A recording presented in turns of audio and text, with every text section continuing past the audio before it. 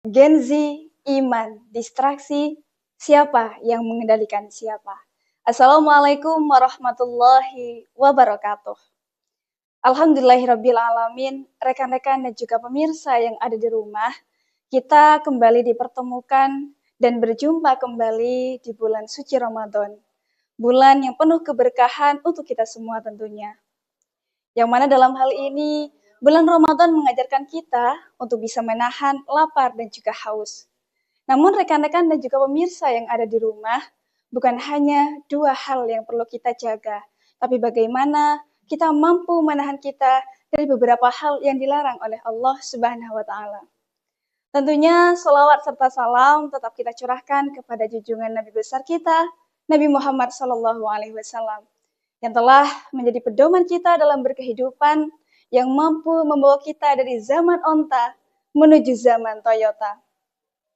Rekan-rekan dan juga pemirsa yang ada di rumah, berbicara terkait dengan zaman, kita dari saya sendiri, ketika saya berada di bangku sekolah menengah atas, transisi menjadi seorang mahasiswa, sungguh sangat jauh perbedaannya. Yang mana seringkali kita disebut dengan generasi Z atau Gen Z. Jelas dalam hal ini, kita dipengaruhi oleh teknologi yang sangat cepat dan adanya caruk-maruk yang berbagai informasi kita terima.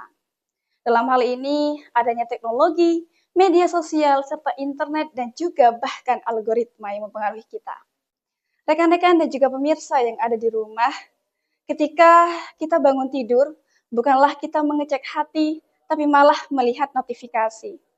Dan juga ketika ada banyak waktu untuk kita mampu membuka Al-Quran, malah kita memilih untuk scrolling dengan arah tujuan yang tidak jelas. Maka dalam hal ini, rekan-rekan dan juga pemirsa yang ada di rumah, kita mampu untuk bisa mengendalikan diri dalam berkehidupan di lingkungan kita. Karena tanpa kita sadari, rekan-rekan sekalian, kita dipengaruhi oleh hal-hal yang tidak terlihat, ialah algoritma. Sesuai dengan diksi yang saya sampaikan pertama di awal adalah distraksi. Kadang kita distraksi atau ke-distract dari hal-hal yang sudah sering mempengaruhi kita. Ada beberapa hal yang ingin saya sampaikan. Yang pertama ialah media sosial. Walaupun dalam Sustainable Development of Goals mengatakan dalam poin ke-9, kita mampu menjadi insan ataupun manusia yang memiliki banyak inovasi, salah satunya teknologi. Namun rekan-rekan dan juga pemirsa yang ada di rumah, kita mampu menjadi insan dan juga pelajar intelektual yang mampu membedakan mana informasi yang perlu kita kaji, yang perlu kita kritisi agar kita bisa membedakan mana yang benar dan juga mana yang salah. Yang kedua adalah overthinking, rekan-rekan sekalian. Jangan sampai dengan caruk-maruknya informasi yang sudah beredar, kita memiliki mindset bahwasanya kita harus seperti orang A, orang B, dan juga orang C. Jangan seperti itu. Maka dalam hal ini kita harus membentuk mindset bahwasanya kita mampu menjadi orang sukses seperti versi kita sendiri. Itu adalah mindset yang harus kita tanam dalam berkehidupan sehari-hari. Rekan-rekan sekalian, selanjutnya adalah yang terakhir, validasi.